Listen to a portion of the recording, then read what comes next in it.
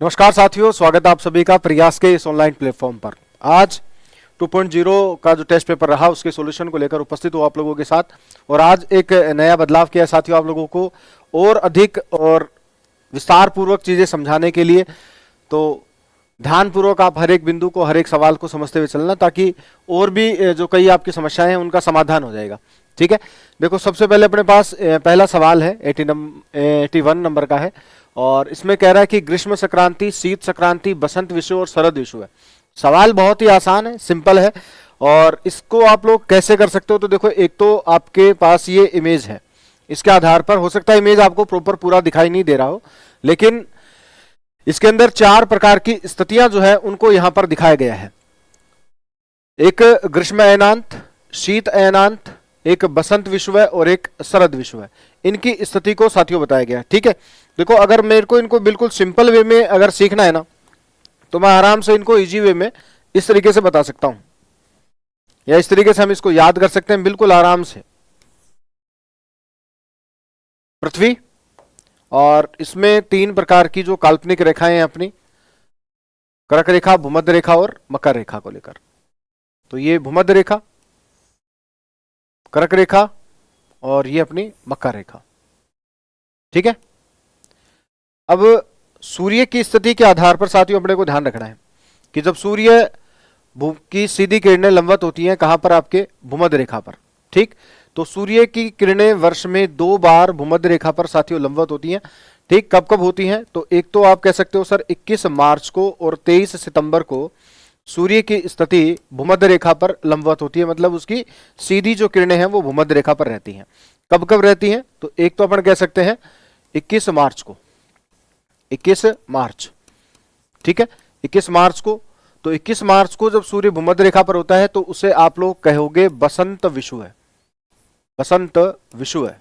ठीक है, विषुव का मतलब होता है इक्विनोक्स, मतलब विषुव का मतलब है दिन और रात की अवधि का बराबर हो जाना। ठीक है, उसे हम लोग विषुव के रूप में जानते हैं। वर्ष में 2 बार विषुव की स्थिति का निर्माण होता है, एक बसंत विषुव को लेकर और दूसरा होता है आपके 23 सितंबर को, जब सूर्य की स्थिति भूमध्य रेखा पर होती है, तो इस समय शरद विषुव का साथियों निर्माण होता है, शरद विषुव। ठीक है, इनको कुछ अंग्रेजी नाम भी दिए जाते हैं, वो भी आपको ध्यान रखना है। जैसे बसंत विषुव को स्प्रिंग इक्विनॉक्स कहा जाता है।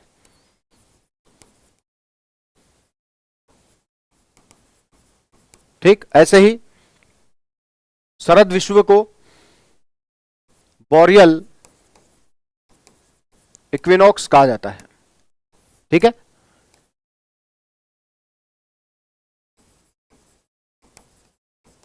तो ये दोनों ध्यान में रखना आप।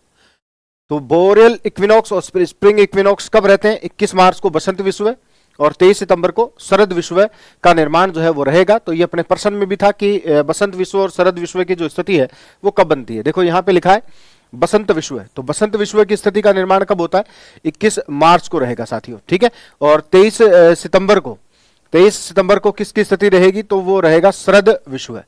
तो ये दोनों ऑप्शन आपको इस प्रकार से मिलाने थे। अब यहाँ ग्रीष्म संक्रांति और शीत संक्रांति जो है साथियों लिखा हुआ है। तो जब सूर्य की सीधी किरणें 21 मार्च को कहां होती हैं, आपके मकर रेखा पर या कर्क रेखा पर। 21 जून को जब सूर्य की सीधी किरणें कहां होंगी, कर्क रेखा पर, और 22 दिसंबर को सूर्य की सीधी किरणें कहां होती हैं, तो आपके मकर रेखा पर। इस आधार पर आपको कहना है कि 21 जून और 23 सितंबर। तो 21 जून को जब सूर्य की स्थिति कर्क रेखा पर हो और 22 दिसंबर को जब सूर्य की स्थिति मकर रेखा पर हो, सूर्य की सीधी किरणें मकर रेखा पर गिरे, तो इस समय तो होता है आपके शीत अयनांत या शीत संक्रांति का निर्माण होगा, और इस समय रहेगा आपके ग्रीष्म संक्रांति को लेकर। तो ग्रीष्म संक्रांति कब रहती है, तो वो आपको ध्यान रखना है 21 जून को, और शीत संक्रांति कब होती है, 22 दिसंबर। इस आधार पर आप इस सवाल का आंसर आराम से कर सकते हैं। तो ग्रीष्म संक्रांति कब हुई, 21 जून को, और शीत संक्रांति कब हो जाएगी, 22 दिसंबर को। डायग्राम के आधार पर भी आप इसको आराम से इजी वे में इस प्रकार से याद रखोगे। ठीक है, अब अगली बात, यहां से आपके सवाल का आंसर क्या रहेगा, तो पहले में पहला रहेगा, दूसरे में दूसरा ऑप्शन है, तीसरे में देखो क्या है, चौथा ऑप्शन है, और फिर चौथे में तीसरा है। तो ऑप्शन ए जो है विद्यार्थियों, वह आपके इस सवाल का बिल्कुल सही आंसर होगा। ठीक है, इस प्रकार से ध्यान रखना। चलो अगला जो सवाल है विद्यार्थियों उसकी ओर आते हैं। ये आपका अगला सवाल था कि ग्लोब पर वह वृत्त जो दिन तथा रात को विभाजित करता है क्या कहलाता है। देखो ये सूर्य की जो किरणें हैं वो आ रही हैं पृथ्वी के ऊपर, ठीक है। अब पृथ्वी अपने अक्ष से झुकी हुई है कितने डिग्री, 23.5 डिग्री झुकाव है, ठीक। इस झुकाव होने के बाद वाली देखो ये वाली जो रेखा है, ये एक जो वृत्त है, ये ऐसा वृत्त है जो हमें पृथ्वी के दिन और रात की स्थिति के मध्य क्या कर रहा है, विभाजन करते हुए दिखाई दे रहा है। अब वो भाग पृथ्वी का जो सूर्य के समक्ष है तो वहां दिन की स्थिति है, वो भाग जो विपरीत भाग के अंदर है वहां रात की स्थिति है। तो ये रात वाला भाग है और ये दिन वाला भाग है। तो दिन और रात के अंदर बांटने वाला जो वृत्त होता है या वृत्त की जो रेखा होती है, उस वृत्त रेखा को प्रदीप्ति वृत्त कहा जाता है साथियों। क्या कहते हैं, प्रदीप्ति वृत्त, ठीक है। तो ध्यान से आप इसको याद रखोगे। तो दिन रात के अंदर विभाजन करने वाला जो वृत्त होता है उसे प्रदीप्ति वृत्त के नाम से जानते हैं। तो ऑप्शन ए आपके इस सवाल का आंसर यहां पे रहने वाला है, ठीक है। इस प्रकार से आप इसको ध्यानपूर्वक याद रखेंगे कि प्रदीप्ति वृत्त क्या होता है, तो दिन रात की स्थिति को क्या कर दे, अलग कर दे। यदि भारतीय मानक समय क्या होता है, 82.5 डिग्री पूर्वी देशांतर, ठीक है। यदि भारतीय मानक समय को निर्धारित करने वाली देशांतर रेखा, जो भारतीय मानक समय रेखा है उसको निर्धारित करने वाली जो देशांतर रेखा है वो कितने डिग्री की होती है बेटा, 82.5 डिग्री ईस्ट होती है, पूर्वी देशांतर। ये इंडियन स्टैंडर्ड टाइम लाइन है, IST इसको अपन कहते हैं। कह रहा है फिर इससे आगे को प्रधान देशांतर रेखा मान लो। इसको क्या मान लो, प्रधान देशांतर रेखा। मतलब इसको कह रहा है कि भाई आप इसको 0 डिग्री देशांतर मतलब कि GMT मान लो, ठीक है, मान लिया। चलो भाई आगे क्या कहता है, देखो कर दिया जाए तो अंतरराष्ट्रीय तिथि रेखा का देशांतर क्या होगा। तो देखो अब ये बहुत ज्यादा टिपिकल सवाल नहीं है, थोड़ा सा इसको अपने को समझना था। आपको पता है कि 0 डिग्री जो देशांतर रेखा होती है उसके विपरीत जो देशांतर होता है, 0 डिग्री के विपरीत जो होता है तो उसके विपरीत होता है 180 डिग्री देशांतर। और 180 डिग्री देशांतर रेखा को अंतरराष्ट्रीय तिथि रेखा कहते हैं, इंटरनेशनल डेट लाइन, ठीक, इसको कहा जाता है। तो ये 0 डिग्री के क्या है साथियों, विपरीत है। अब ये कह रहा है कि भाई 82.5 डिग्री को आपको 0 डिग्री मानना है, मान लिया, ठीक है।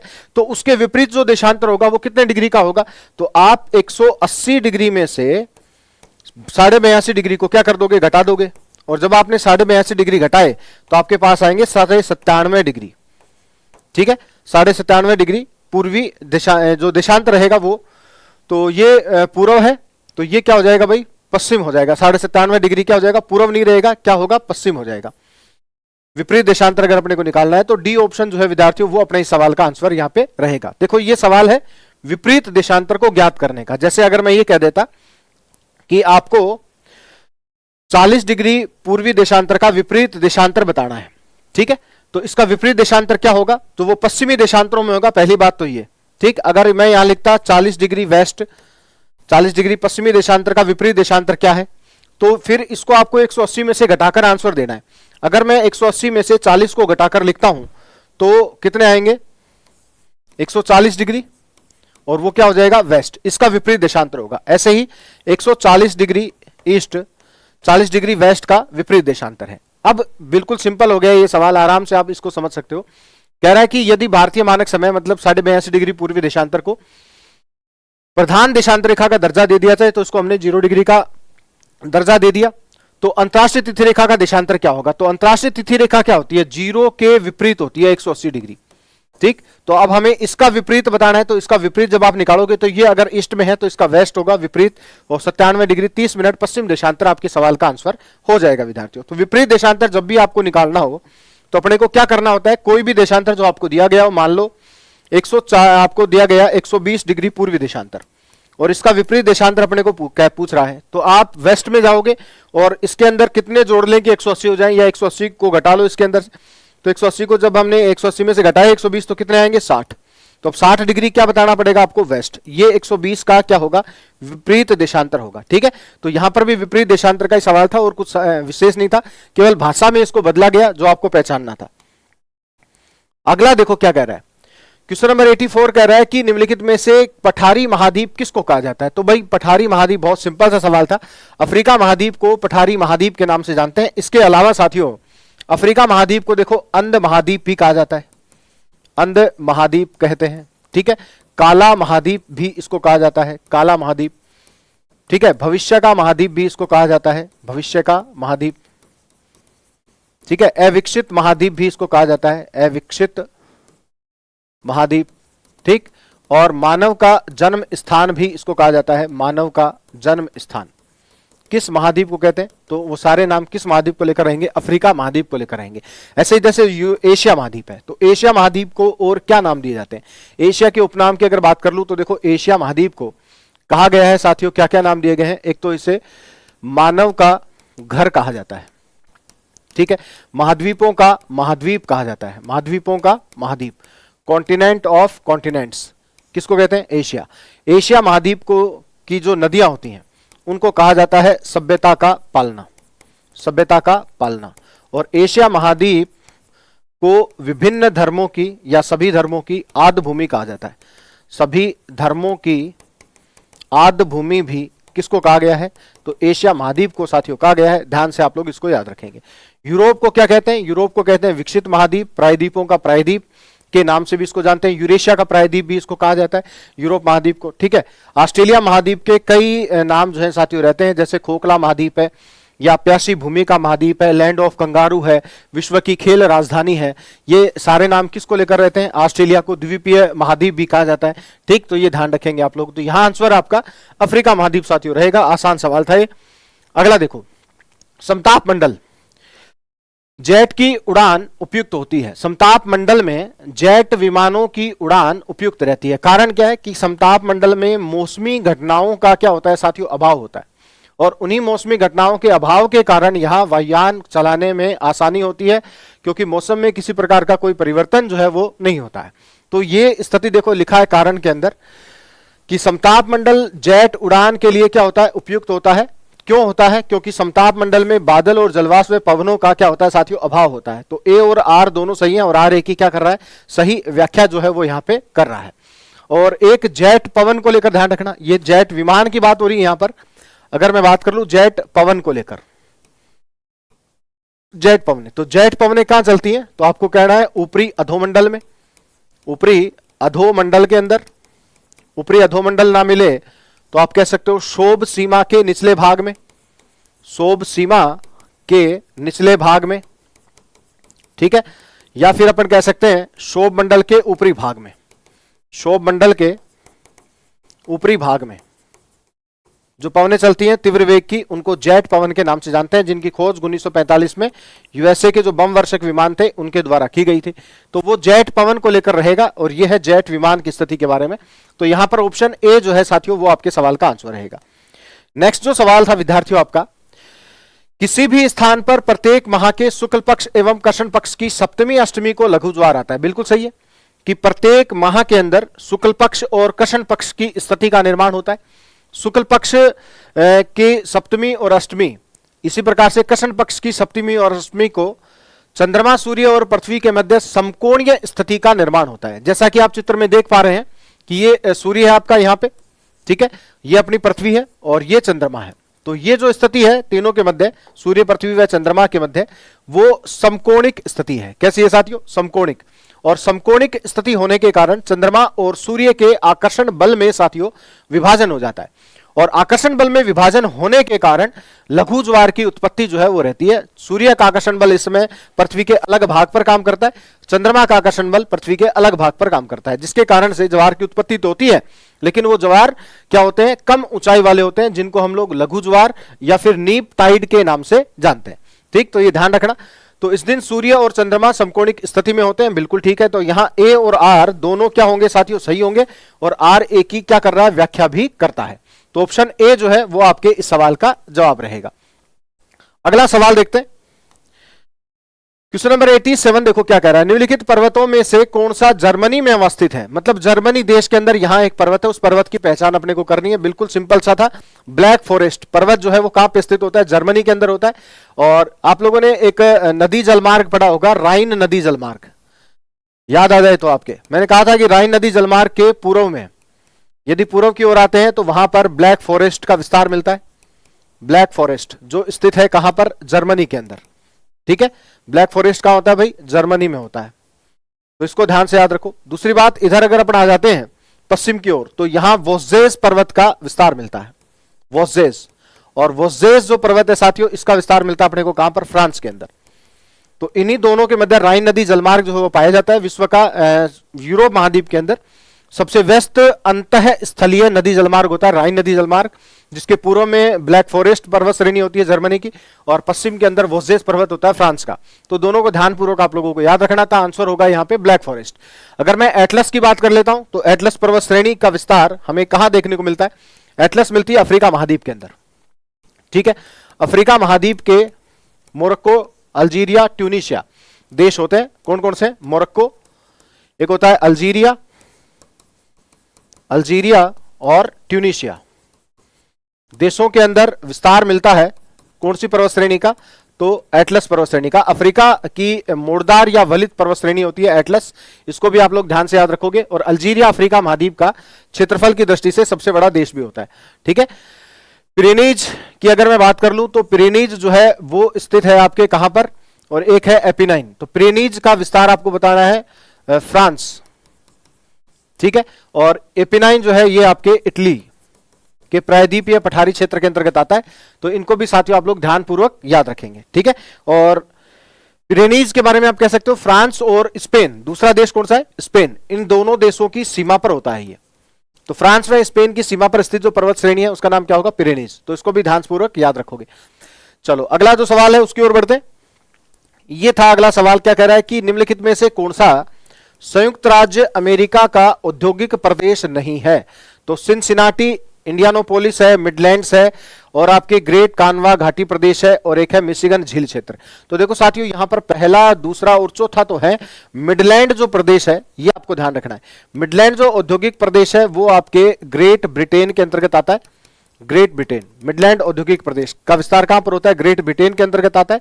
और इस मिडलैंड औद्योगिक प्रदेश का जो मुख्य केंद्र है वो है बर्मिंघम।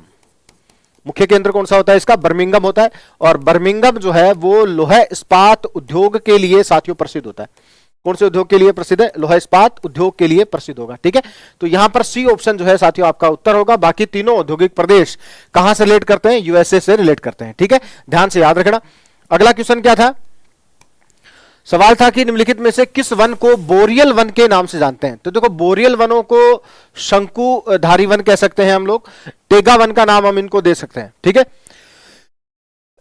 तो बोरियल वनों को आप टेगा वन भी कह सकते हो, टेगा वन, और इनको शंकुधारी वन का नाम भी दे सकते हैं, शंकुधारी वन।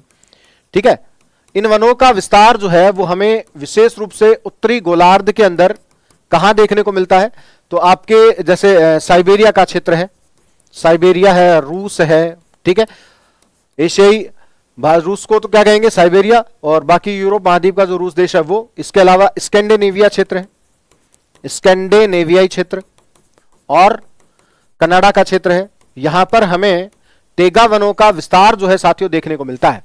आपको याद होगा कि कनाडा के अंदर जो टेगा वन क्षेत्र है, कनाडा के जो टेगा वन क्षेत्र होते हैं यानी शंकुधारी वन क्षेत्र होते हैं, वहां पर लकड़ी काटने वाले जो लकड़हारे होते हैं उनको लंबर जैक कहा जाता है। याद आ रहा है क्या? ऐसा कुछ पढ़ा होगा आप लोगों ने, लंबर जैक। तो कनाडा में शंकुधारी या टेगा वन क्षेत्र में लकड़ी काटने वाले लकड़हारों को क्या कहा जाता है? तो उनको लंबर जैक कहा जाता है। और इनका विस्तार कनाडा के अंतर्गत मिलता है, स्कैंडिनेवियाई क्षेत्र में मिलता है, साइबेरिया मिलता है, रूस के अंतर्गत मिलता है। स्कैंडिनेवियाई की अगर बात करूं तो यूरोप का सबसे उत्तरी जो भाग होता है, जिसमें हम लोग Sweden, Norway, Finland, Denmark, Iceland को शामिल करते हैं, तो वो क्षेत्र स्कैंडिनेवियाई क्षेत्र के नाम से जाना जाता है। ये भी ध्यान रखना। और फिर अगली बात आती है तो बोरियल, इनके अंतर्गत अगर अपन बात करते हैं तो ओक, देवदार, बर्च, मैपिल जैसे जो वन है, फर, चीड़, स्प्रूस, स्नोवर, ब्लू पाइन, विशेष रूप से जो वन वृक्ष यहां पर मिलते हैं वो कौन से होते हैं? जैसे फर, चीड़, स्प्रूस, स्नोवर, ब्लू पाइन। ठीक है, ये जो वृक्ष हैं साथियों वो टेगा वनों की श्रेणी के अंतर्गत आएंगे, ये भी ध्यान रखना। चलो अगला सवाल देखो भाई, जबरदस्त है। अफ्रीका में विषुवत रेखा से कर्क रेखा की ओर जब आप लोग चलते हैं तो देखो अफ्रीका महाद्वीप आपके पास में है, यहां पर ये भूमध्य रेखा का क्षेत्र है और ये कर्क रेखा का क्षेत्र है। ठीक है, तो जब हम भूमध्य रेखा से कर्क रेखा की ओर जाते हैं तो निम्नलिखित का सही क्रम क्या होगा? तो एक बात बताओ, विषुवत रेखा से कर्क रेखा की ओर जा रहे हैं तो सबसे पहले तो विषुवत रेखीय वर्षावन ही आएंगे, क्योंकि विषुवत रेखा पर जब आप हो तो सबसे पहले क्या होंगे? विषुवत रेखीय वर्षावन। तो ये विषुवतरेखीय वर्षा वनों का विस्तार यहां पर मिलेगा सबसे पहले। उसके बाद क्या मिलेंगे आपको, सवाना घास, सवाना वन, और उसके बाद मरुस्थलीय झाड़ियां। तो पहले आएंगे सवाना वन से पहले सवाना घास के मैदान, तो ये सवाना घास के क्षेत्र आ गए यहां पे। और सवाना घास के बाद मतलब ये 3 नंबर का है, ये सबसे पहले 1 नंबर था, और उसके बाद आ गया सवाना वन, तो भाई इसके बाद आ गए सवाना वन। ठीक है, तो सवाना वनों का विस्तार आ गया है, और सवाना वनों के बाद आपके क्या मिल जाएंगी, मरुस्थलीय झाड़ियों का क्षेत्र आ जाएगा। तो ये झाड़ी क्षेत्र आ जाते हैं यहाँ पे। ठीक है, तो इस प्रकार से आपको ध्यान रखना है। ये कितने नंबर पे है, 2 नंबर पे, और फिर आगे आपके 4 नंबर। तो अब इस क्रम को देख लो, 1 3 2 4, 1 3 2 4 ऑप्शन ए में आ रहा है, तो यही आपके सवाल का साथियों क्या रहेगा, आंसर रहेगा। ठीक है, इस प्रकार से आप इसको ध्यानपूर्वक याद रखेंगे कि अफ्रीका के अंदर जब हम भूमध्य रेखा से कर्क रेखा की ओर आते हैं तो सबसे पहले अपने को विषुवतरेखीय वर्षा वनों का विस्तार मिलता है।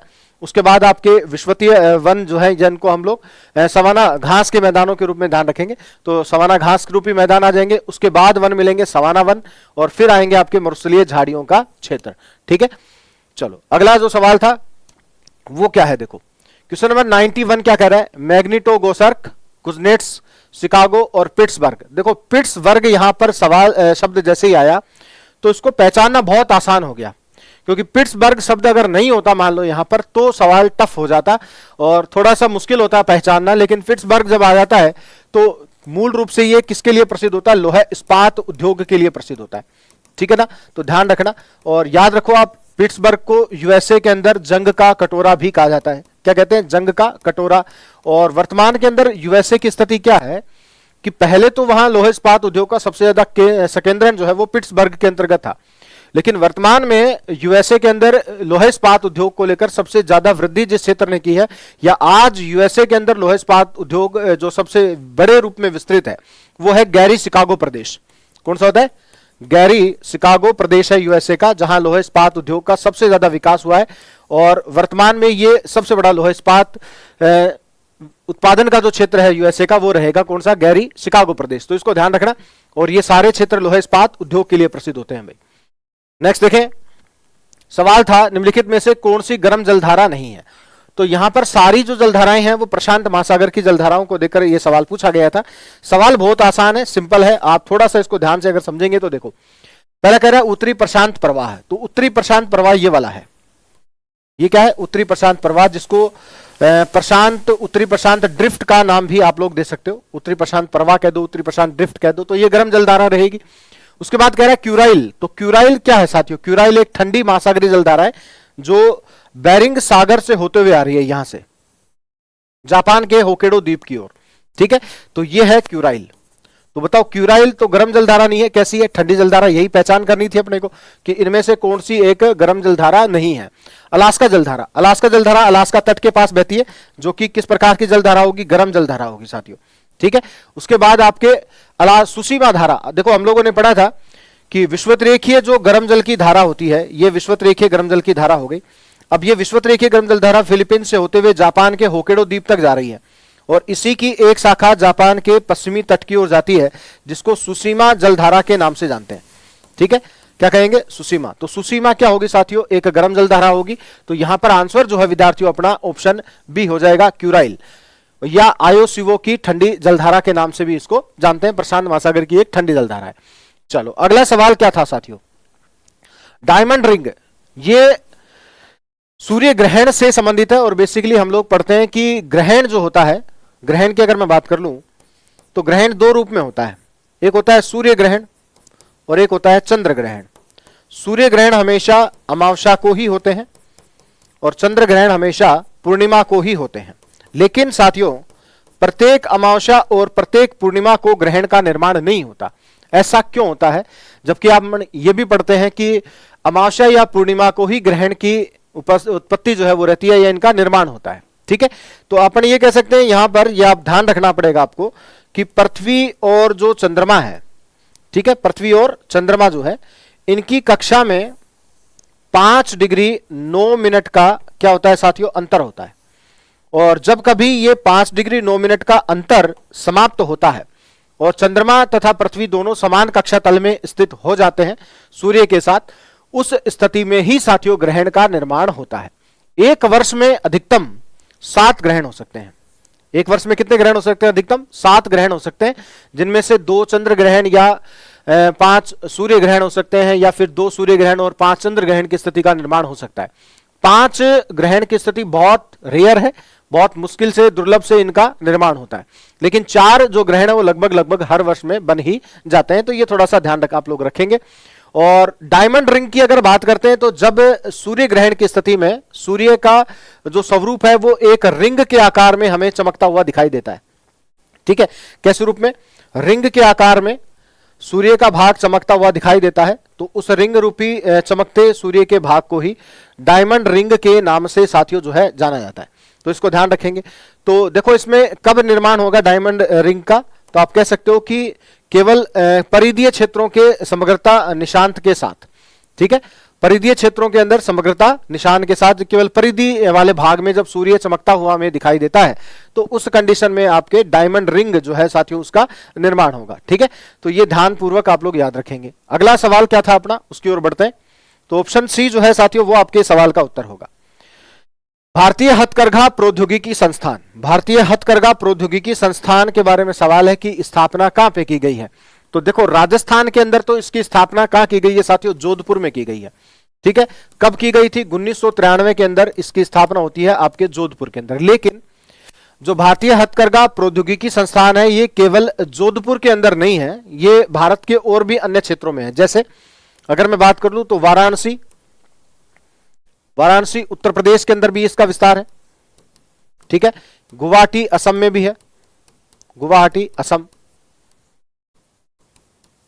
ठीक है, तो यहां पर भी इसका जो विस्तार है या इसका जो संस्थान है वो हमें देखने को मिलता है। गुवाहाटी में है, वाराणसी के अंदर है, एक पश्चिम बंगाल में भी इसका संस्थान है, ओडिशा में भी है। ठीक, पश्चिम बंगाल में ओडिशा के अंदर भी आपको भारतीय हथकरघा प्रौद्योगिकी संस्थान के जो केंद्र हैं वो हमें देखने को मिलते हैं। तो इनको भी आप लोग ध्यानपूर्वक याद रखोगे। तो राजस्थान में कहां पर है? जोधपुर के अंदर है, जिसकी स्थापना कब की गई थी? 1993 में की गई थी। International union for conservation of nature के द्वारा जारी की गई रेड डेटा बुक में कौन सा पक्षी रखा गया है? तो सबसे पहले बात कर लेते हैं IUCN, पढ़ा होगा आप लोगों ने। IUCN की स्थापना होती है साथियों 1948 के अंदर। स्थापना को लेकर ध्यान रखना है कि इसकी स्थापना जो है वो फ्रांस में की गई थी। ठीक है ना, और इसका जो मुख्यालय हेडक्वार्टर वो है साथियों ग्लैंड स्विट्जरलैंड के अंदर। ग्लैंड स्विट्जरलैंड में इसका क्या होता है? मुख्यालय होता है। इसके द्वारा रेड डेटा बुक जो है वो जारी की जाती है, लाल किताब जिसको आप कहते हो, जिसके अंदर डोडो पक्षी को क्या किया गया है साथियों? शामिल किया गया है। तो ऑप्शन ए आपके इस सवाल का आंसर रहेगा। ठीक, तो ये सभी भूगोल विषय को लेकर आज की जो टेस्ट सीरीज थी उसमें पूछे गए आप लोगों के महत्वपूर्ण सवाल थे सारे, और आशा करता हूं कि सॉल्यूशन बहुत अच्छा आप लोगों को लगा होगा, सारी बातें समझ में आई होंगी। और अंतिम समय है साथियों, बेहतरीन तरीके से अपनी मेहनत को लगातार थोड़ा सा जारी रखो, और कौन क्या कर रहा है, किस प्रकार से कर रहा है, उसको आप लोग छोड़ो, पढ़ रहा है नहीं पढ़ रहा उसको बिल्कुल ध्यान नहीं देना आपको। आप क्या कर रहे हैं, आपकी मेहनत किस प्रकार की चल रही है, आप किस प्रकार की तैयारी के साथ आगे बढ़ रहे हैं, और किस प्रकार की तैयारी और आत्मविश्वास के साथ आप एग्जामिनर हॉल के अंदर पहुंचेंगे, ये आप पर डिपेंड करता है। कौन क्या कर रहा है सबको भूल जाओ, आप क्या कर रहे हैं इस चीज को फोकस में रखो और अपने लक्ष्य की ओर लगातार आगे बढ़ो। धन्यवाद साथियों।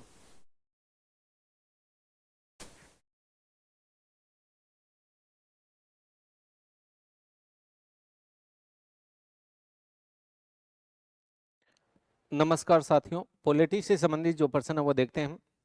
भारत की संविधान सभा के संबंध में निम्नलिखित कथनों पर विचार कीजिए, करो विचार। संविधान सभा का अंतिम अधिवेशन 24 जनवरी 1950 को हुआ, ये बात बिल्कुल सही है। नेक्स्ट, इस अंतिम अधिवेशन में डॉक्टर राजेंद्र प्रसाद को भारत के राष्ट्रपति के रूप में विधिवत निर्वाचित घोषित किया गया, ये बात भी बिल्कुल सही है। तो इसका जो राइट आंसर हो जाएगा वो कौन सा हो जाएगा? बी हो जाएगा। अगले प्रश्न की ओर बढ़ते हैं मेरे दोस्तों। भारत के संविधान के उद्देश्यों में से एक रूप में आर्थिक न्याय का विकास किसमें उपबंध किया गया है? उद्देशिका या मूल अधिकार में, उद्देशिका या राज्य के नीति निर्देशक तत्वों में, मूल अधिकार या राज्य के नीति निर्देशक तत्वों में, उपयुक्त में से कोई नहीं या किसी में भी नहीं। मेरे दोस्तों, आर्थिक जो न्याय है, प्रस्तावना है या उद्देशिका है, इसमें 3 प्रकार की न्याय का उल्लेख है, सामाजिक, आर्थिक और राजनीतिक न्याय। ये बात बिल्कुल सही है। तो उद्देशिका 2 जगह आ रहा है। इसके अलावा संविधान का जो भाग 4 है, भाग 4 में क्या पढ़ते हैं, राज्य के नीति निर्देशक तत्व है। वहां आर्टिकल जैसे 38(2) है, वो राज्य आय की असमानताओं को कम करने का प्रयास करेगा। राज्य है आर्टिकल 39 में क्या लिखा हुआ है कि राज्य है वो स्त्री हो और पुरुष हो, चाहे सभी नागरिकों के लिए जीविका के साधन है वो सभी को समान रूप से उपलब्ध करवाएगा। तो आर्थिक न्याय है वो राज्य के नीति निर्देशक तत्व है। इसका मतलब इसका राइट आंसर क्या होगा, बी होगा। उसके बाद में नेक्स्ट अगले प्रश्न की ओर बढ़ते हैं मेरे दोस्तों।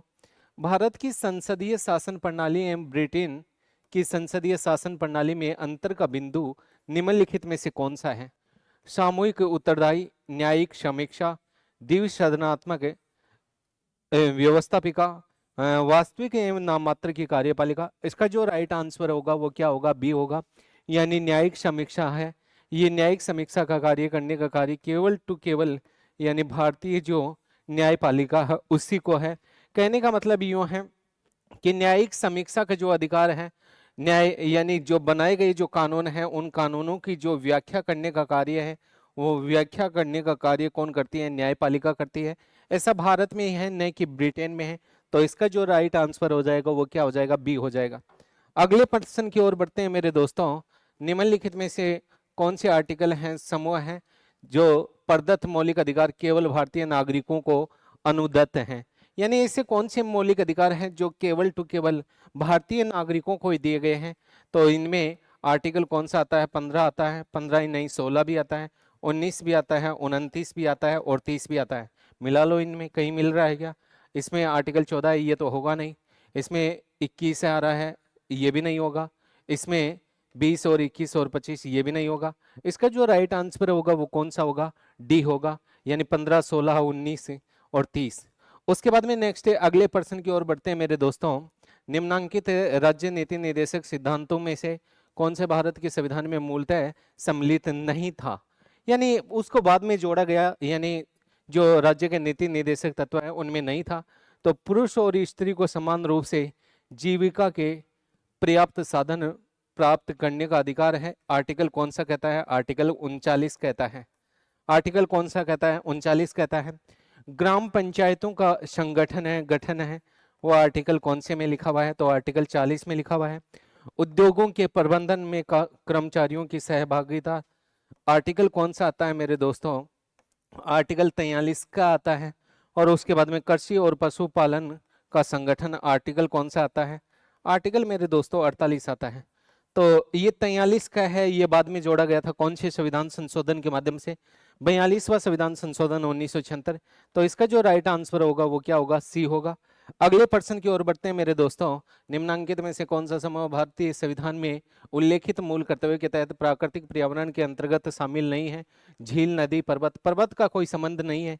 अब पर्वत इसमें भी है, इसमें भी पर्वत है, इसमें भी पर्वत है। तो इसका जो राइट आंसर क्या होगा मेरे दोस्तों, बी हो जाएगा।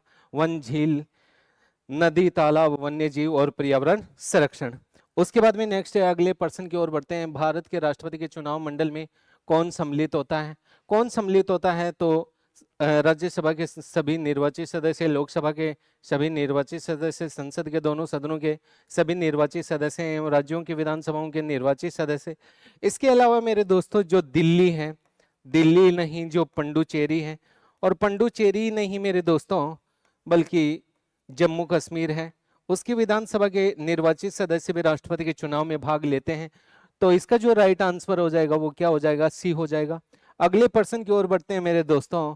प्रधानमंत्री के निम्नलिखित कार्यों में से कौन सा एक गलत रीति से सूचीबद्ध किया गया है? यानी ऐसा कौन सा कार्य है जो प्रधानमंत्री का नहीं है? वह मंत्रिमंडल की बैठकों की अध्यक्षता करता है, वह मंत्रियों के विभागों का बंटवारा करता है, वह विभिन्न विभागों के कार्यपालकों में समन्वय स्थापित करता है, वह सदन की अस्थायी तथा तदर्थ समितियों का सभापतित्व करता है। तो इसका जो राइट आंसर होगा वो कौन सा होगा, डी होगा। ये प्रधानमंत्री का कार्य नहीं है। ये किसका कार्य है, ये लोकसभा अध्यक्ष का कार्य होता है। उसके बाद में नेक्स्ट अगले प्रश्न की ओर बढ़ते हैं। राज्यसभा की शक्तियों के संदर्भ में निम्नांकित में से कौन सा कथन सही है? यह है, संसद को राज्य सूची के विषयों पर कानून बनाने का अधिकार दे सकती है। उपराष्ट्रपति को हटाने का प्रस्ताव केवल राज्यसभा में लाया जा सकता है। हाँ, राज्यसभा में लाया जाता है, लेकिन राज्यसभा में विशेष बहुमत से पारित होने के बाद में लोकसभा में भेजा जाता है और लोकसभा की सहमति मात्र से ही उपराष्ट्रपति को पद से हटाया जाएगा। यह धन विधेयकों में संशोधन प्रस्तावित करती है। ये बात गलत है, तो इसका जो राइट आंसर हो जाएगा वो कौन सा हो जाएगा? ए हो जाएगा, 1 और 2। उसके बाद में नेक्स्ट अगले प्रश्न की ओर बढ़ते हैं। लोकसभा के उपाध्यक्ष के चयन की तिथि निम्नलिखित में से कौन है नियत करता है? लोकसभा का महासचिव, लोकसभा अध्यक्ष, राष्ट्रपति, उपराष्ट्रपति। तो इसका जो राइट आंसर हो जाएगा वो क्या हो जाएगा? लोकसभा अध्यक्ष, यानी बी हो जाएगा। उसके बाद में नेक्स्ट उच्चतम न्यायालय के निम्नांकित न्यायाधीशों में से कौन से राजस्थान हाईकोर्ट है, उच्च न्यायालय है, उसके भी न्यायाधीश नहीं रहे हैं? तो कौन कौन से रहे हैं?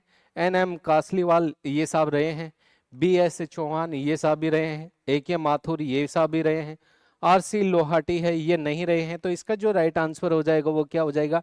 डी हो जाएगा। अगले प्रश्न की ओर बढ़ते हैं मेरे दोस्तों। सरकारिया जो आयोग है, मैंने आपको बताया था कि सरकारिया आयोग है ये केंद्र और राज्यों के संबंध है, तो इनमें 3 दे रखा है, बिल्कुल दे रखा है। तो इसका जो राइट आंसर हो यहीं से सिद्ध हो रहा है आर्टिकल, यानी सरकारिया जो आयोग है इसका जो गठन हुआ था मेरे दोस्तों, ये कब हुआ था? तो 9 जून 1983 को इसका गठन हुआ था और इसने अपनी रिपोर्ट दी थी वो जनवरी 1988 में दी थी। तो इसका जो संबंध रहा है वो केंद्र और राज्यों के संबंध से संबंधित है। राजमनार जो आयोग है उसका जो संबंध है, राजमनार जो आयोग है इसका जो संबंध है वो प्रशासनिक सुधार आयोग से है। काका कालेंकर है, इसका जो संबंध है वो पिछड़े वर्ग है, यानी ओबीसी को जो आरक्षण है वो इसने ओबीसी की पहचान के लिए एक आर्टिकल आता है। आर्टिकल कौन सा आता है? 340 आता है। इसमें लिखा हुआ है कि राष्ट्रपति है वो ओबीसी की पहचान के लिए कोई आयोग गठित कर सकता है। तो 1953 में यह आयोग गठित हुआ था, काका कालेंकर आयोग। इसने एससी और एसटी का तो सही प्रकार से निर्धारण किया था, लेकिन ओबीसी का सही प्रकार से निर्धारण नहीं किया था। और उसके बाद में नेक्स्ट ये आपका जो JVPC समिति है, इनका जो संबंध है वो राज्यों का भाषावार जो विभाजन है। तो इसका जो राइट आंसर होगा वो बी होगा। अगले प्रश्न की ओर बढ़ते हैं। ग्राम सभा के किसी बैठक में संकल्प प्रस्ताव के लिए आवश्यक संख्या है। ग्राम सभा के सदस्यों के मतों का बहुमत, ग्राम सभा के सदस्यों के मतों का 2/3 बहुमत, बैठक में उपस्थित मत देने वाले ग्राम सभा के सदस्यों का बहुमत, ग्राम सभा के उपस्थित मत देने वाले सदस्यों के 2/3। तो इसका जो राइट आंसर होगा वो क्या होगा? सी होगा। अगले प्रश्न की ओर बढ़ते हैं मेरे दोस्तों। 106वां संविधान संशोधन अधिनियम 2023 में महिला आरक्षण से संबंधित जोड़े गए आर्टिकलों से संबंधित कौन सा युग्म सही नहीं है? गलत का चयन करना है। आर्टिकल 330A में क्या लिखा हुआ है? लोकसभा में महिलाओं को आरक्षण, बिल्कुल सही है। आर्टिकल 332A में क्या लिखा हुआ है? राज्य विधानसभाओं में महिलाओं को 33% आरक्षण दिया गया है, ये बात भी सही है। आर्टिकल 239A में राष्ट्रीय राजधानी क्षेत्र दिल्ली की विधानसभाओं में महिलाओं को आरक्षण दिया गया है, ये बात रॉन्ग है। आर्टिकल 334A में क्या लिखा हुआ है? आरक्षण परिसीमन और जनगणना होने के बाद प्रभावी होगा। तो इसका जो राइट आंसर होगा वो क्या होगा? सी होगा। अगले प्रश्न की ओर बढ़ते हैं मेरे दोस्तों। संविधान के आर्टिकल 21 में प्राणोदैहिक स्वतंत्रता की परिधि में किस एक विषय को संरक्षण नहीं दिया गया है? अच्छे स्वास्थ्य का अधिकार, ये बिल्कुल सही है। बंधुआ मजदूरी प्रथा से मुक्ति तथा पुनर्स्थापना का अधिकार, ये भी सही है। बोनस तथा महंगाई भत्ते पर दावे का अधिकार, ये थोड़ा गलत, थोड़ा क्या पूरा ही गलत है। आजीविका का अधिकार जो अवैध, अनैतिक तथा लोक नीति के विरुद्ध ना हो। तो इसका जो राइट आंसर होगा वो क्या होगा? सी होगा। अगले प्रश्न की ओर बढ़ते हैं मेरे दोस्तों। तो पॉलिटी से संबंधित जो जितने भी प्रश्न थे वो कंप्लीट।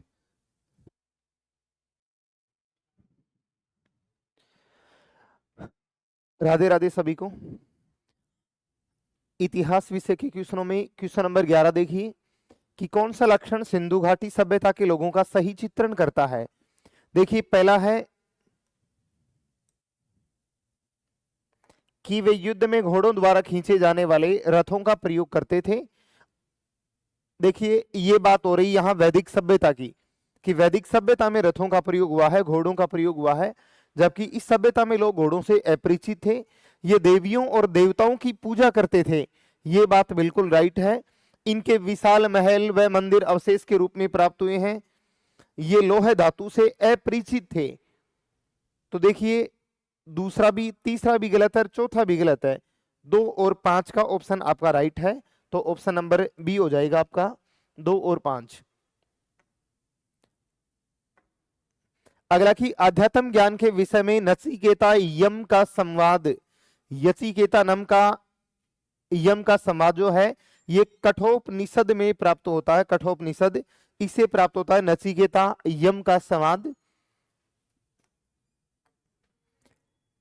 नेक्स्ट है कि सूची 1 को 2 से सुमेलित करना है। महाजनपदों की बात हो रही है, राजधानियों की बात हो रही है। देखिए मगध की राजधानी का नाम राजगृह है, मगध की राजधानी का नाम था राजगृह है, ये सबसे शक्तिशाली महाजनपद था। वत्स की राजधानी का नाम कौशाम्बी, कौशल की राजधानी का नाम श्रावस्ती और अवंती यानी उज्जैनी उज्जैन। तो इसमें हो जाएगा 1 2 4 3, 1 2 4 3, ऑप्शन नंबर डी आपका राइट आंसर है, 1 2 4 3। अगले क्वेश्चन की देखिए बात करें हम, क्वेश्चन नेक्स्ट देखिए कि महाभिनिष्क्रमण, महाभिनिष्क्रमण का मतलब होता है ग्रह त्याग, मतलब ग्रह त्याग से संबंधित है महाभिनिष्क्रमण। संबोधि, ज्ञान प्राप्ति, महापरिनिर्वाण, मृत्यु और धर्मचक्र परिवर्तन, प्रथम उपदेश। तो महाभिनिष्क्रमण का मतलब है ग्रह त्याग।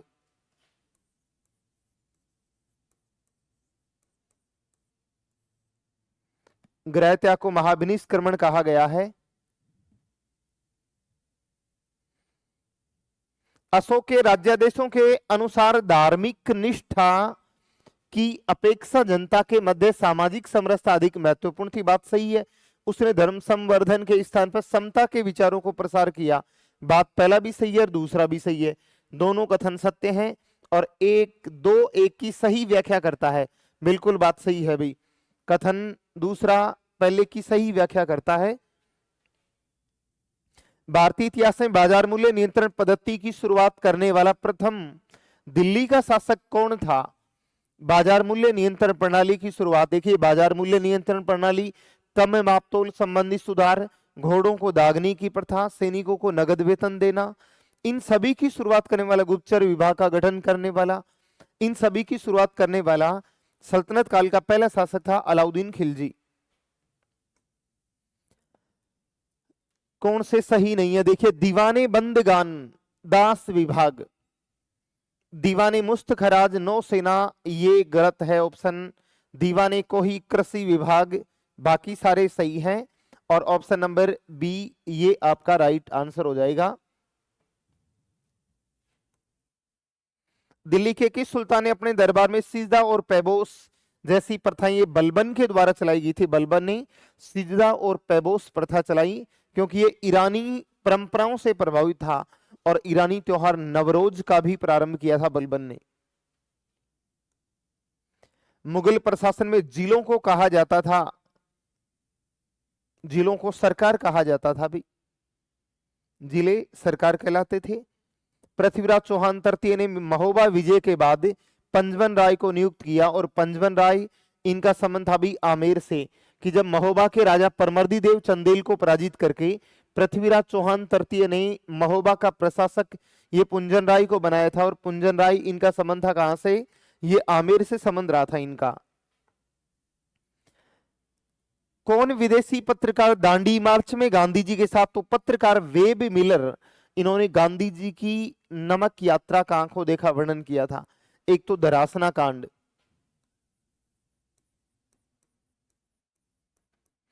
धरासना कांड, इसके समय भी ये मौजूद था और दांडी मार्च के समय भी मौजूद था अमेरिकी पत्रकार वेब मिलर। चटगांव शस्त्रागार छापे को आयोजित करने वाले थे मास्टर सूर्य सेन। चटगांव शस्त्रागार, चटगांव के शस्त्रागार से हथियार लूटे थे मास्टर सूर्य सेन ने, ये बंगाल के क्रांतिकारी थे।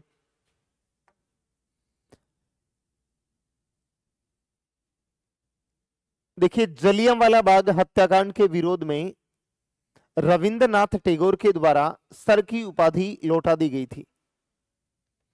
गांधी जी ने, महात्मा गांधी जी के द्वारा केसरे हिंद की उपाधि लौटा दी गई थी। अगला क्वेश्चन, गांधी इरविन समझौता 5 मार्च 1931 गांधी जी और इरविन के मध्य समझौता 5 मार्च 1931 और कांग्रेस के किस अधिवेशन में? लाहौर अधिवेशन 1929 और पंडित जवाहरलाल नेहरू के द्वारा इसकी अध्यक्षता की गई थी। पंडित नेहरू की अध्यक्षता में कांग्रेस का लाहौर अधिवेशन हुआ था और इसमें पूर्ण स्वराज्य की मांग रखी गई थी। जलियांवाला बाग हत्याकांड 13 अप्रैल 1919 को, साइमन कमीशन का गठन 3 फरवरी 1927 को, गांधी इरविन समझौता भी बात की थी हमने 5 मार्च 1931 और कामागाटा मारू प्रकरण 23 मई 1914 को। तो पहला ऑप्शन में हो जाएगा आपका 4 नंबर 4312, 4312 ऑप्शन नंबर बी 4312। और बाकी अपने इतिहास के कोई क्वेश्चन है नहीं, तो इतने ही अपने क्वेश्चन थे इतिहास विषय के।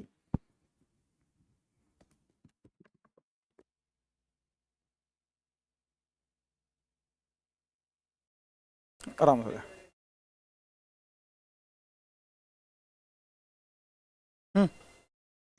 नमस्कार साथियों, स्वागत है आप सभी का प्रयास एजू हब के इस ऑनलाइन मंच पर। साथियों, आपके साथ में चर्चाएं होंगी जो ग्रेड 3 2.0 टेस्ट सीरीज जो चल रही है, उसमें इकोनॉमिक्स विषय से जुड़े हुए प्रश्नों की हम आपके साथ में चर्चाएं करने वाले हैं। साथियों, प्रश्न बड़े ही महत्वपूर्ण आपके लिए दिए गए हैं और आने वाला जो एग्जाम है इस माह में, उस एग्जाम में आपको हूबहू यहाँ से प्रश्न देखने को मिलेंगे। तो एक बार आप जो ये क्वेश्चंस हैं बड़े अच्छे से देखें और इन पर हम चर्चाएं करते हैं। चलिए, प्रश्न आपके सामने है कि वर्तमान में भारतीय रिजर्व बैंक द्वारा जारी किए गए नोटों को उन पर छपे चित्रों के साथ सम्मिलित करना है। देखो, हम लोग जो जेब में नोट रखते हैं उनके ऊपर सब पे कोई ना कोई चित्र छपा हुआ है। देखिए, जैसे 10 रुपए का नोट है, उसके पीछे सूर्य का कोणार्क मंदिर छपा हुआ है। 2000 रुपए 200 रुपए का जो नोट है उसके ऊपर सांची का स्तूप छपा हुआ है। साथियों, 50 रुपए का नोट जो उस पर हम्पी का स्मारक छपा हुआ है और 100 रुपए का नोट जो है रानी की वाव। कोणार्क का सूर्य मंदिर उड़ीसा में है, सांची का स्तूप एमपी में है, हम्पी का जो स्मारक या रथ जो है ये कर्नाटक है और रानी की वाव गुजरात में है। तो आप ऑप्शन देख लीजिएगा, 4, उसके बाद में 200 रुपए 1, 50 रुपए का 2, 4 1 2 3, 4 1 2 3, ये इसका सही जवाब होने वाला है। तो ये जो नवीनतम जो मुद्रा है नोटबंदी के बाद में जो जारी की गई थी उसके अनुसार ये हमने सुमेलित इसको किया है। नेक्स्ट प्रश्न आपके सामने है। देखो, बड़ा शानदार ये प्रश्न है कि स्थापना के समय डब्ल्यूटीओ के सदस्य देश कितने थे? 123। बिल्कुल सही बात है साथियों। देखो, मराकस जो सम्मेलन हुआ था मोरक्को के शहर मराकस में, उस मराकस सम्मेलन संधि पत्र में, क्योंकि 15 अप्रैल 1994 की घोषणा कर दी गई थी कि गेट के स्थान पर एक नया संगठन बनाया जाएगा जिसका नाम होगा विश्व व्यापार संगठन।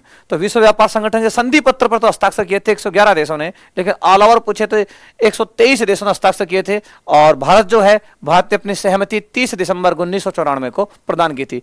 तो स्थापना के समय इसके सदस्य राष्ट्र हुआ करते थे 123। दिमाग में एक बात को सेट कर लीजिएगा, क्योंकि डब्ल्यूटीओ की स्थापना 1 जनवरी 1995 को हुई है, जबकि भारत अपनी सहमति 30 दिसंबर 1994 को दे चुका था।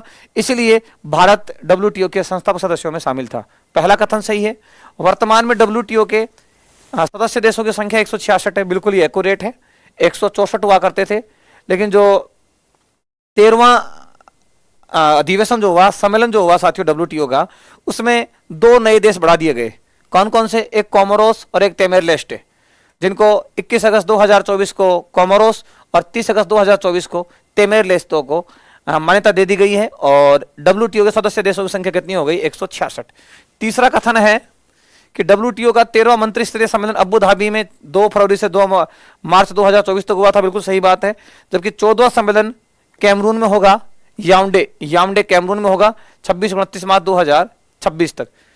26-29 मार्च 2026 को होगा साथियों। कहां पर? कैमरून के अंदर। तो चौथा जो है, सन 2005 से पहले डब्ल्यूटीओ का पुराना नाम गेट था साथियों। जी नहीं, 1995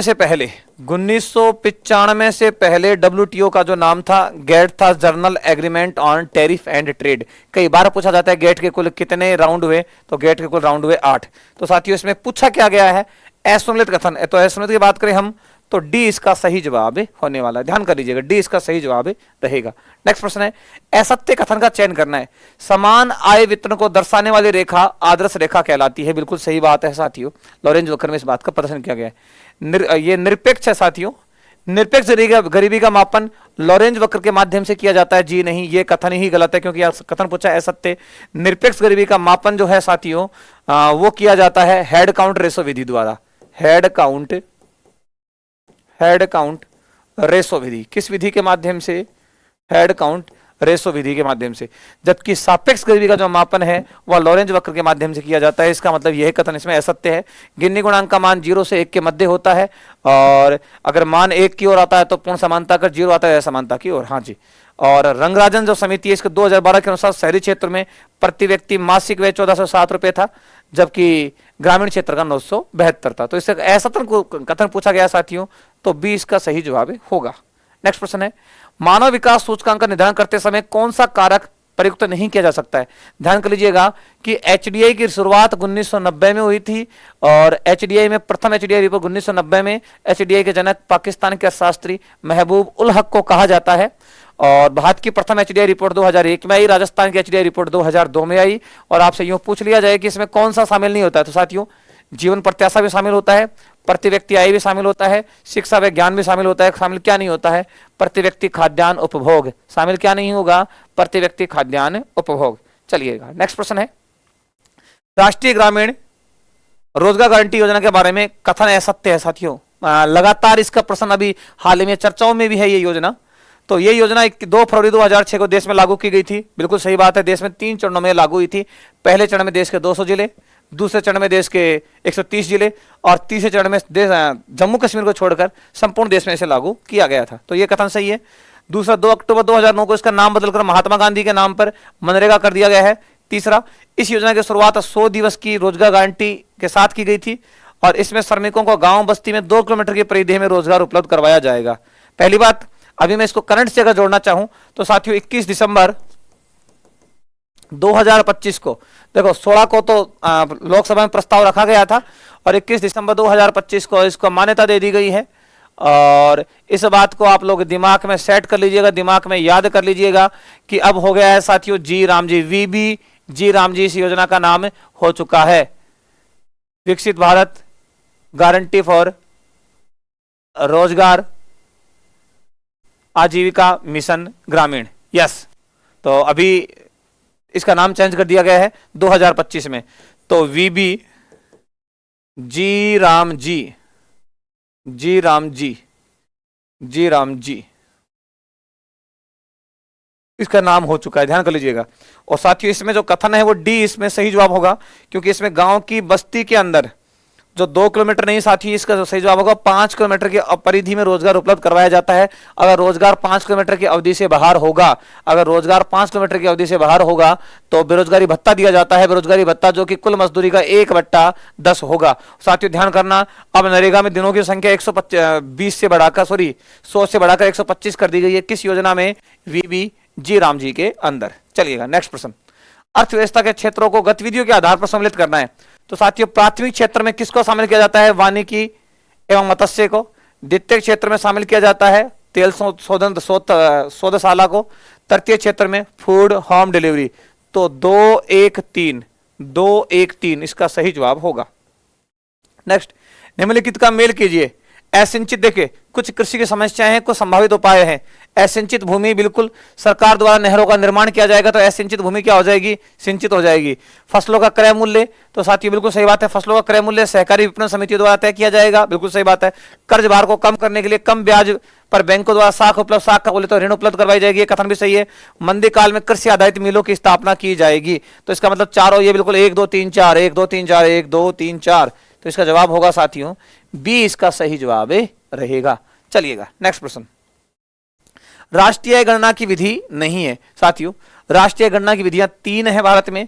एक उत्पादन विधि, जिसको उत्पाद विधि भी हम कह सकते हैं, दूसरी आय विधि, तीसरी व्यय बचत विधि। कौन सी नहीं है? योग आकलन विधि नहीं है। बड़ा इजी से प्रश्न है, और ग्रेड 3 का एग्जाम है तो आप ये मान के चलिएगा नॉर्मल से जो प्रश्न है आपसे इसी तरीके के पूछे जाएंगे। नेक्स्ट, स्वयं सहायता समूह में बचत और ऋण संबंधी विस्तृत निर्णय लिए जाते हैं बैंक द्वारा, सदस्यों द्वारा, गैर सरकारी संस्था द्वारा या उपयुक्त सभी। तो दिमाग में इस बात को सेट कर लीजिएगा साथियों कि स्वयं सहायता समूह एक गैर लाभकारी संगठन होता है, जिसमें जो अगर संगठन गैर लाभकारी है तो दिमाग में इस बात को सेट रखना, याद रखना कि यहाँ जो भी निर्णय होंगे वो उन्हीं सदस्यों के माध्यम से होंगे जो कि उसमें शामिल होंगे, और इसके लिए हमेशा जो निर्णय होंगे वो सदस्यों द्वारा लिए जाएंगे, ना कि बैंक का कोई रोल नहीं होगा, कोई भी गैर सरकारी संस्था का कोई रोल नहीं होगा। तो इसका सही जवाब होगा सदस्यों द्वारा। जो भी निर्णय लिए जाएंगे वो कौन लेगा? सदस्यों के द्वारा ही लिया जाएगा। नेक्स्ट, राष्ट्रीय आय एवं बेरोजगारी संबंधी आंकड़े निम्नलिखित में से किस संस्था द्वारा जारी किए जाते हैं? साथियों देखो, पहले राष्ट्रीय आय के जो आंकड़े हैं वो तो जारी करता था CSO, Central Statistical Organisation, Central Statistical Organisation, जबकि बेरोजगारी के आंकड़े जारी क्या करता था साथियों? NSSO। अब साथियों क्या किया गया? NSSO और CSO दोनों को मर्ज कर दिया गया 23 मई 2019 को, और मर्ज करने के बाद में एक नया संगठन बनाया गया जिसका नाम था NSO, national statistical office, national statistical office. तो साथियों ध्यान कर लीजिएगा, इसका सही जवाब होगा NSO। इस बात को दिमाग में क्लियर कर लेना, याद कर लेना, सेट कर लेना कि राष्ट्रीय आय के आंकड़े पहले जारी किया करता था सेंट्रल स्टैटिस्टिकल ऑर्गेनाइजेशन, जबकि बेरोजगारी के आंकड़े जारी किया करता था नेशनल सैंपल सर्वे ऑर्गेनाइजेशन। दोनों को मर्ज किया गया 23 मई 2019 को, और मर्ज करने के बाद में नया संगठन बनाया गया जिसका नाम है NSO, और NSO वर्तमान में ये आंकड़े जारी करेगा। नेक्स्ट प्रश्न, निम्न में से कौन सा उपभोक्ता का अधिकार भारत में नहीं है? भारत में कुल मिला के हम 6 अधिकारों की बात करते हैं, जिसमें उपभोक्ता शिक्षा का अधिकार है, मतलब कि उपभोक्ता को कोई अपने खुद के प्रति जो भी कोई उसके जो अधिकार होंगे उनकी जानकारी होना आवश्यक है, उसकी शिक्षा के आवश्यक है। सुनवाई का अधिकार होगा, अगर उपभोक्ता के साथ में कोई भी फ्रॉड किया जाता है तो उसके लिए सुनवाई का अधिकार होगा। पर्यावरण संरक्षण का अधिकार होगा, देखो विकल्प वस्तु चुनने का अधिकार भी होता है, पर्यावरण संरक्षण का अधिकार नहीं है। तो साथियों इसका सही जवाब सी रहने वाला है। राजस्थान कृषि विपणन बोर्ड का कार्य नहीं है। देखिए, स्थापना इसकी 1965 है। किसानों को उपज का उचित मूल्य दिलवाना, कृषि मंडियों का विकास व संचालन करना, बिचौलिए की भूमिका को नियंत्रित करना, ये तीनों इसके कार्य है, लेकिन उससे कार्य नहीं है। तो देखिए, कृषि उपजों का न्यूनतम समर्थन मूल्य, जिसको हम लोग बोलते हैं साथियों MSP, और MSP जो है उसका निर्धारण भारत में करता है CACP, cost agriculture and commission price. कृषि मूल्य आयोग जो है ये भारत में न्यूनतम समर्थन मूल्य जारी करता है, और वर्तमान में भारत में कुल मिला के 22 फसलें ऐसी हैं जिसका MSP निर्धारित किया जाता है, जबकि गन्ना जो है उसकी FRP होती है, फेयर एंड रेम्युनरेटिव प्राइस, उचित लाभकारी मूल्य जो है वो गन्ने का दिया जाता है। तो साथियों इसका मतलब इसका सही जवाब रहेगा D। नेक्स्ट प्रश्न, साख का व्यक्तिगत स्रोत है? साख बोले तो ऋण, और ऋण की बात करें सहकारी समिति जो है ये व्यक्तिगत स्रोत नहीं हो सकता है, वाणिज्यिक बैंक है ये व्यक्तिगत स्रोत नहीं हो सकता है, भूमि विकास बैंक है व्यक्तिगत स्रोत नहीं हो सकता है। सही होगा इसका मित्र, पड़ोसी या रिश्तेदार। ध्यान कर लीजिएगा, जब हम बात करते हैं एक होता है संगठनात्मक, एक होता है गैर संगठनात्मक। तो संगठनात्मक की जब हम बात करें तो यहाँ सभी ये सहकारी बैंक, वाणिज्यिक बैंक, भूमि विकास बैंक सब शामिल होंगी, जबकि गैर संगठनात्मक में सेठ, साहूकार, महाजन, जमींदार, मित्र, रिश्तेदार ये सभी शामिल होंगे। तो इसका मतलब D इसका सही जवाब होगा। लास्ट है, असुमेलित है, मतलब कि ये जो भी फैक्ट्स आपको दे रखे हैं इसमें से असुमेलित का चयन करना है। तो सार्वजनिक वित्त प्रणाली 1992, ये प्रश्न यहां पर ही गलत हो गया है, इसका सही जवाब यही रहेगा। देखिए, संशोधित सार्वजनिक वित्त प्रणाली 1992 बिल्कुल सही है। लक्षित वित्त प्रणाली 1997, अंत्योदय अन्न योजना भी 2000 है। साथियों ये 1992 नहीं है, इसको भारत में 1945 में प्रारंभ किया गया, वैकल्पिक रूप में 1947 में, पूरे भारत में 1960 में। तो ये कैसा है साथियों? असुमेलित है। बाकी सभी कैसे हैं? सम्मिलित हैं। तो ये आपके SST का छोटा सा जो पेपर सॉल्यूशन था, बाकी चर्चा करते हैं नेक्स्ट पेपर में। धन्यवाद, थैंक यू।